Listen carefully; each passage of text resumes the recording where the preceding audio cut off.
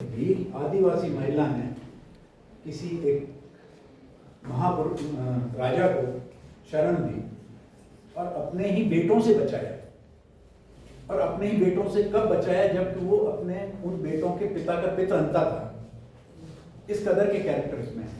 इसमें एक कैरेक्टर ऐसा भी है, जनरल साहब ने मुझे सजेस्ट किया, और वो कैरेक्टर था कोडम देव, नाम बता दे रहा हूँ आपको, जिसके बारे में बहुत लोगों को पता नहीं होगा, कि जो शादी होकर के पालकी में घर नहीं पहुंच पाई, अपनी ससुराल नहीं पहुंच पाई, देहरी पर नहीं पहुंच पाई, और इस बीच में उनके पतिदेव लड़ाई में वीर प्राप्त हो गए। ऐसे कैरेक्टर भी हैं इसमें। ऐसे मियाँ कहते हैं, कोठारी कहते हैं, उन्होंने भी तलवार चलाई है। उनके हैं जिन्होंने चारण, जो हमारे सरस्वती पुत्र कहे जाते हैं, जिनका वाल्मीकि रामायण में उल्लेख आता है चारण का, उन धन दे दूं, तवारा प्रसाद दे दूं, या आपके 5 दोहा की पूजा कर दूं। उन्होंने क्या मांगा होगा ये आप लोग देखिएगा, उस बुक में होगा, सब कुछ बता।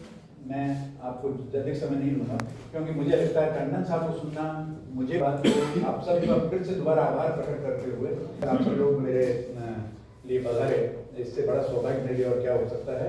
और अगली बार बहुत एक लुप्त ग्रंथ था, और सबसे बड़ी बात मैं आपको उसके बारे में पुस्तक में इतिहास में लिखा है, तो वो उपलब्ध नहीं है, लेकिन वो उपलब्ध हो गई करौली महाराजा की लाइब्रेरी में, उनके सौजन्य से।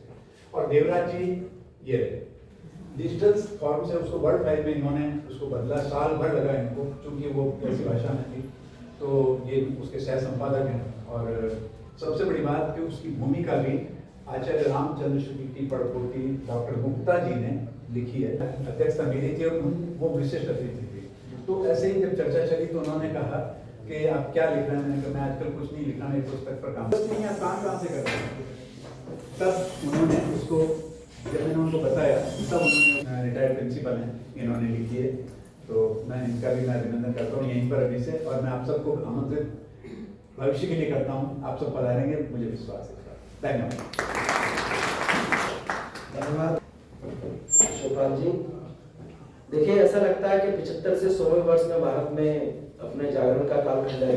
कुछ अनछुए पक्ष जो इतिहास के, जो इस पुस्तक के माध्यम से हम समझ पाएंगे, और अगली उन्होंने तैयारी कर ली। तो मैं कहता हूँ कि जिंदगी में रोमांच और रोमांस में तो कोई मजा नहीं आता। तो आप उन पर देख सकते हैं, बालू का रण देख सकते हैं, लेकिन उसके बाद भी अपने जीवन लक्ष्य है